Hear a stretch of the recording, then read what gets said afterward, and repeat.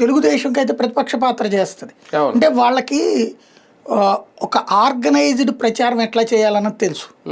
ఇప్పుడు మీరు చెప్పినట్టు అత్యాచారం జరిగితే అర్జెంటుగా వాళ్ళ నాయకులందరూ వెళ్ళటం, అప్పుడు చివరికి ఈవిడ కూడా వెళ్ళి పద్మ వెళ్ళి చెప్తే ఈవిడిని అడ్డుకునే ప్రయత్నం వాళ్ళు కమ్యూనిస్టులు మీటింగ్ జరుగుతుంటే అడ్డుకుని హడావుడి చేశారు.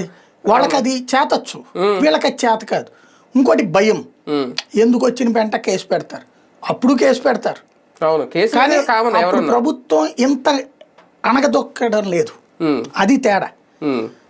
జగన్ టైంలో అనేక సార్లు వాళ్ళది 30% జరిగి ఉంటాయి హెరాస్మెంట్, కానీ యాజిటేషన్సా లేకపోతే ఏం జరిగినా మామూలు ఇది తప్పించి ఈ దొంగ కేసులు పెట్టే వ్యవహారం లేదు.